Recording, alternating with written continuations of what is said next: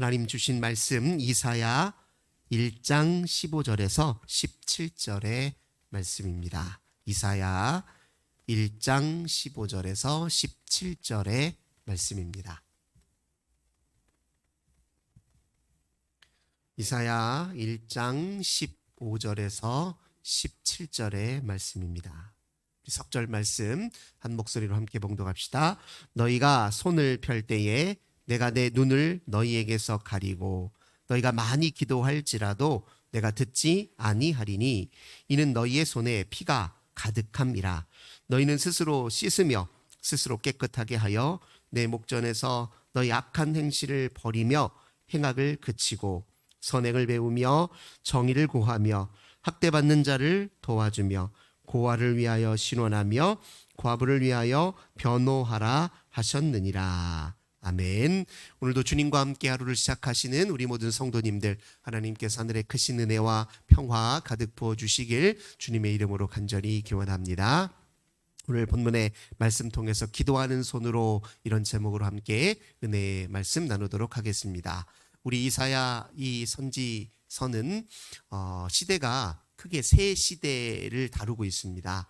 우선 아시리아라고 하는 나라가 북이스라엘과 남쪽으로 그 세력을 확장했던 시대, 북이스라엘이 아시리아에게 멸망하기 직전과 직후의 이제 시대를 다루고 있습니다. 두 번째로 유다가 바벨론에 멸망하여 포로로 끌려갔던 그 시기, 바벨론 포로기 직후의 시기, 그 다음에 바벨론 포로 생활을 끝내고 다시 돌아왔을 때의 시기, 이제 세 시기를 이렇게 다 다루고 있어요.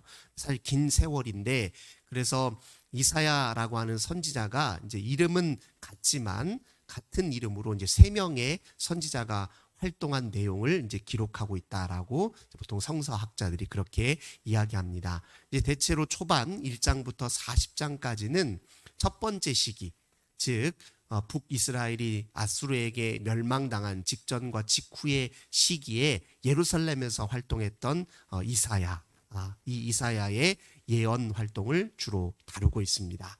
이 시기는 이제 1장 1절에 보면 이렇게 얘기합니다. 유다 왕 우시야와 요담과 아하스와 히스기야 시대, 이렇게 네 명의 왕의 통치기에 활동했다, 이렇게 이야기하고 있습니다. 정확하게는 우시야, 이제 성경 열왕기 하에서는 아사랴라고 이름을 그렇게 명칭합니다. 이 아사랴가 죽던 해에 소명을 받아서 히스기야 초기 통치기까지 이 예언 활동을 했던 사람이 바로 이 이사야입니다. 근데 이 시기에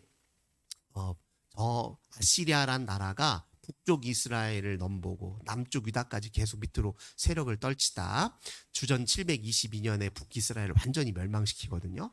그리고 그 위에 남쪽으로 계속 이렇게 세력을 확장해 갔는데, 한참 아수르가 그 세력을 확장할 때 친악수르 정책을 펼쳤던 왕이 누구냐면 아하스라는 왕입니다. 이 첫 번째 이사야 선지자가 이제 예언을 활동을 했던 그 시기는 주로 아하스 통치기와 이렇게 맞물려 있어요. 근데 이 아하스 왕이라는 사람은 아수르와 아수르 정책을 펼쳤다고 했잖아요. 근데 이것은 이제 성경에서 무엇을 의미하냐면, 하나님을 의지하기보다 큰 나라의 힘을 의지하는 데 더 힘을 썼다, 그런 의미를 가지고 있습니다. 이 아하스 왕의 통치에 관해서 열왕기하는 이제 뭐라고 평가를 하느냐, 열왕기하 16장 2절 4절을 제가 읽어드리겠습니다. 아하스가 왕이 될 때에 나이가 20세라 예루살렘에서 16년간 다스렸으나 그의 조상 다윗과 같이 아니하여 그의 하나님 여호와께서 보시기에 정직히 행하지 아니하고 이스라엘의 여러 왕의 길로 행하며, 또 여호와께서 이스라엘 자손 앞에서 쫓아내신 이방 사람의 가증한 일을 따라 자기 아들을 불 가운데로 지나가게 하며, 또 산당들과 작은 산 위와 모든 푸른 나무 아래에서 제사를 드리며 분향하였더라, 이렇게 평가해요. 한마디로 다윗 왕의 선한 길, 하나님의 명령과 말씀에 근거하여 통치하는 길을 저버리고 북쪽 이스라엘의 여러 왕들이 우상 숭배했던 것처럼 똑같이 그 길을 일삼았으며, 이방 우상들에게 섬기던 제사 방식을 그대로 따라서 남쪽 유다에서, 예루살렘에서 그런 제사를 드렸단 말이에요. 심지어는 인신제사까지도 그렇게 제사를 드렸다라고 오늘 본문에서 표현하고 있습니다. 그러니까 아하스 통치기에는 영적으로 볼 때도 가장 이제 타락한 시기 중에 하나였다. 남쪽 유다에서 그렇게 인식할 수 있겠죠. 그러니 영적으로 하나님과 그렇게 멀어진 상태에서 또 하나님 앞에 우상 숭배하며 범죄한 그 시기에 얼마나 많은 더 시대적 혼란이 있었겠습니까? 우리가 인생의 그런 문제, 시대적 문제를 조망할 때 단순히 이렇게 환경적 문제 또는 경제적 문제 또는 사회적 문제로만 바라볼 것이 아니라 영적 문제에 입각해서도 그 시대를 조망하고 또 개인의 문제를 조망해야 되잖아요. 가만히 보면 아하스 통치기에 하나님과 이렇게 하나님의 법을 무시하고 망각하고 오히려 의도적으로 거절했던 이 시기에 사회적으로 발생했던 여러 문제들이 얼마나 컸는지 이제 짐작할 수 있는데, 특별히 이 사회적 문제 중에 하나가 사회윤리적 이제 타락이었습니다. 그래서 오늘 이사야 1장은 그 영적으로 타락하고 사회윤리적으로 타락한 그 실상을 고발하는 것으로 그렇게 이사야 선지자 이야기를 이제 시작하고 있습니다. 근데 어떤 타락들이 있었느냐? 우선 한번 보겠습니다. 1장 4절 말씀을 한번 보겠습니다. 슬프다 범죄한 나라요, 허물진 백성이요, 행악의 종제요, 행위가 부패한 자식이로다. 그들이 여호와를 버리며 이스라엘의 거룩하신 이를 만홀히 여겨 멀리하고 물러갔더라. 이렇게 지금 고발하고 있습니다. 한편으로는 행악을 저지르고 행위가 부패하였으며 또 다른 한편으로는 여호와 하나님을 스스로 물리쳤다. 그렇게 이야기하고 있습니다. 그들이 또 어떤 일을 저지르느냐?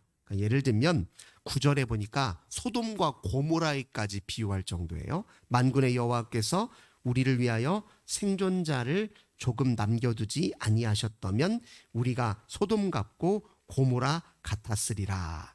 소돔과 고모라와 하나 다른 것이 있다면 소돔과 고모라는 의인 10사람이 없어서 망했단 말이에요. 그런데 유다는 그보다는 조금 남겨져 있다는 거예요. 희망의 싹스로 남겨져 있는 사람들이 좀 더 많았다는 차이만 있지 전반적으로는 소돔과 고모라 같은 타락이 이어졌다는 겁니다. 그래서 또 어떤 문제가 있었느냐? 11절 여호와께서 말씀하시되 너희의 무수한 재물이 내게 무엇이 유익하뇨? 나는 숫 양의 번제와 살진 짐승의 기름에 배불렀고 나는 수송아지나 어린 양이나 숫 염소의 피를 기뻐하지 아니하노라. 하나님 이렇게 표현하셨는데 이건 뭐냐면 그나마 조금 남겨져 있는 하나님께 드리는 제사마저도 하나님이 보실 때는 그저 형식적인 제사에 지나지 않았다는 거예요. 왜냐하면 우상숭배와 겸하여 드려지는 제사가 무슨 의미가 있겠어요. 뿐만 아니라 범죄와 행악과 부패가 난무하는 이 세상에 아무런 문제의식도 가지지 아니하고 또 하나님의 심정과 마음도 전혀 헤아리지 못하는 그런 상태에서 드려진 제사와 그 제물이 무슨 의미냐 이렇게 이야기하고 있습니다. 이 제물이라고 하는 것이 히브리어로 코르반이라고 하는데 이것은 어떤 동사에서 왔냐면 카레브라고 하는 이 히브리어 동사에서 나온 말이에요. 근데 이 카레브라는 말이 무슨 뜻이냐면 하나님께 가까이 나아가다 이런 뜻이에요. 원래 구약에서 특히 이제 제사에서 하나님께 제물을 드린다는 말은 뭘 뜻하냐면 내가 하나님 앞에 가까이 나아가기를 원한다. 주님, 내가 주님께 가까이 나아가며 주님과 친밀하기를 원합니다라는 고백이에요. 그러니까 예물을 드릴 때 그냥 드리는 게 아닙니다. 우리가 헌금 드릴 때 이건 주님께 제가 가까이 나아가기를 간절히 희망합니다. 그런 뜻이거든요.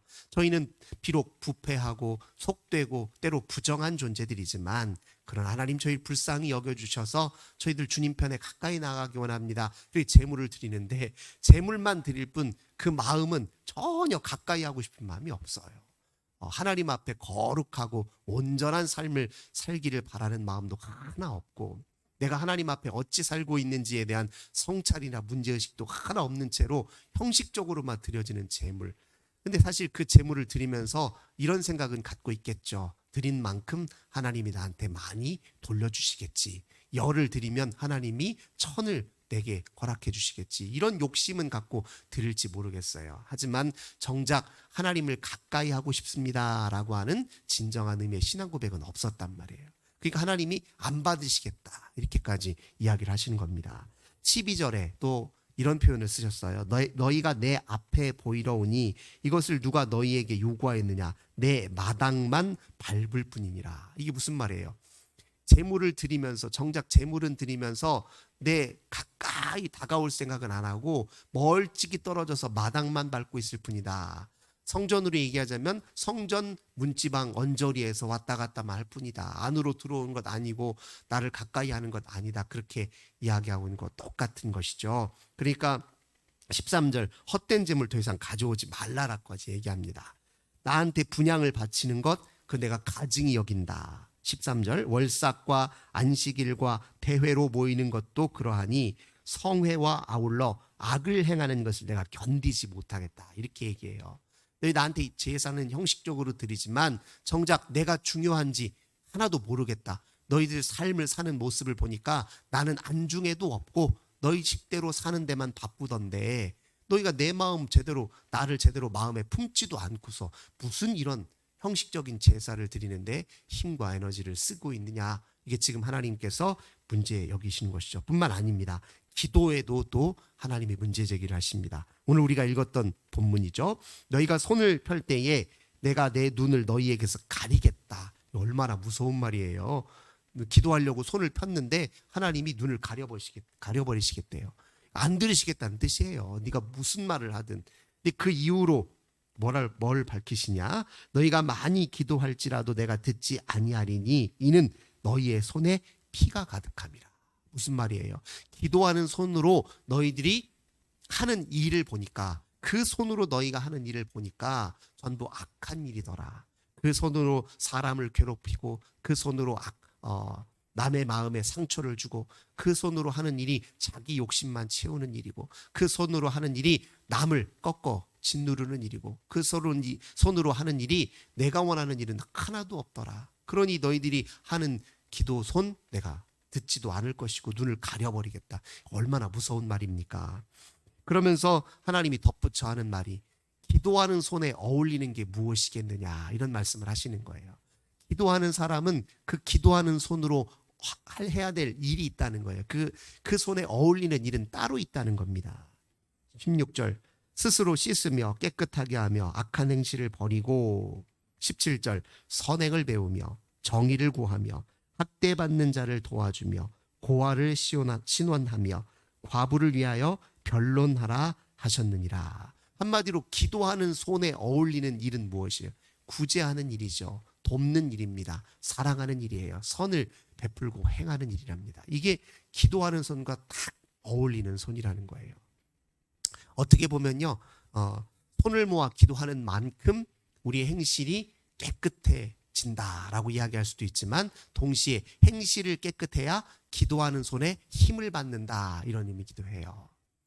제가 좋아하는 이제 휘겔이라고 하는 이제 영성 신학자 중에 한 분이 꼭 얘기해요. 기도하기 전에 선행되는 삶이 어떤지를 먼저 성찰해봐라. 그래야 우리의 기도가 능력 있는 기도가 된다. 이렇게 이야기를 하신 적이 있거든요. 그러니까 기도하기 직전에 우리가 행하는 일들, 그 손으로 무슨 일을 하고 있었는지를 한번 되돌아봐야 해요. 그러니까 기도할 때 제일 먼저 해야 되는 기도가 회개의 기도해야 하는 이유가 무엇이냐면 기도하려고 손을 모았는데 그 손으로 정작 하나님 앞에 범죄했다면 회개의 기도에부터 시작을 해야 되겠죠. 그리고 나서 이왕이면 우리가 하나님 앞에 기도하는 손으로 하는 일들이 기도하는 손다운 일들로 만들기 위해서 힘쓰는데도 우리가 애를 써야 할 것입니다. 결국 우리가 기도하는 이유는 무엇이에요?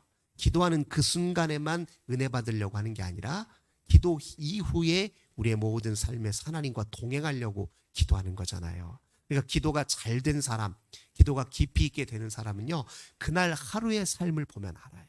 그날 하루의 삶이 주님을 더 깊이 의식하고 주님과 더 가까이 사는 삶이다 느껴지면 오늘 기도 성공하신 거예요. 그런데 기도는 기도들에 했는데 그냥 오늘 하루의 삶은 또 아무렇게 하나님과 상관없이 살았어요. 그러면 그 기도는 정말 잘한 기도인지 한번 의심해 볼 필요가 있습니다. 진짜 좋은 기도는 하루 종일 그 기도가 내 삶의 구석구석에 힘을 미쳐야 돼요. 그런 기도가 진짜 살아있는 기도잖아요. 그때 하나님이 내 기도를 들으셨다. 내 기도 가운데 내 심령을 어루만져 주셨다. 그 기도 속에서 하나님이 나를 영적으로 강건하게 하셨다. 이걸 확인하는 것이죠. 그러니까 기도와 우리 일상은 늘 서로 이렇게 병행하면서 봐야 돼요. 무시로 사실 일상 속에서도 기도하는 방법을 우리가 이제 터득해야 됩니다. 앉아서 기도할 때는 집중해서 하는 기도예요. 그리고 일상 속에서 하는 기도는 교제하면서 하는 기도입니다. 일상 속에서 하나님과 교제하는 방법을 자꾸 내 나름의 방식을 터득해야 돼요. 잠깐 시간이 날 때, 일하는 일손을 잠깐 멈출 때도 하나님 앞에 깨어서 기도하는 법을 자꾸 훈련해야 되고요. 산책할 때 기도하는 법을 훈련해야 되고, 성경을 읽으면서 기도하는 법도 훈련해야 되고, 찬송을 들으면서도 또 기도하는 법도 훈련해야죠. 심지어요, 다른 사람의 대화 속에서도 기도가 가능합니다. 네, 그러니까 제 나름의 방식을 통해서도 일상 속에서도 짧게나마 또는 순간순간이나마 하나님과 교제하는 법을 자꾸 훈련해야 됩니다. 그래야 우리의 삶이 기도하는 손으로 행하는 모든 일들이 하나님이 기뻐하시는 일을 도모하는 그런 삶으로 나아갈 수 있다. 그렇게 다시 한번 우리 말씀을 통해서 마음에 새기시기를 주님의 이름으로 간절히 기원합니다. 참 좋으신 주님 감사드립니다. 영적으로 타락한 시대에 하나님 우리를 향해서 뜨거운 일침의 메시지를 주고 있는 이사야 선지자의 말씀을 오늘 통해서 우리의 삶을 되돌아봅니다. 기도하는 그 손으로 우리가 행하는 일이 무엇인지 다시 되돌아봅니다. 기도하는 손에 걸맞는 일에 더욱 힘쓰는 저희들 되게 하여 주옵소서. 오늘 하는 기도가 우리의 삶 전체를 새롭게 하고 주님과 가까이 동행하는 힘의 비결, 원천이 되도록 은혜 베풀어 주옵소서. 기도에 승리함으로 하루 온종일 주님과 동행하는 저희들 되게 하여 주옵소서. 순간순간 기도함으로 우리의 삶의 모든 타락을 막고 거짓 유혹으로부터 우리 자신을 지키고 행하는 모든 삶의 태도를 버리고 오직 주님과 동행할 수 있도록 저희들을 붙잡아 주시옵소서. 주 예수님의 이름으로 간절히 기도드립니다. 아멘. 오늘도 환우들을 위해서, 고난당한 우리의 이웃을 위해서, 또 가정의 자녀들 위해서, 우리 교회와 이 나라 위해서 함께 기도하겠습니다. 주님 감사합니다.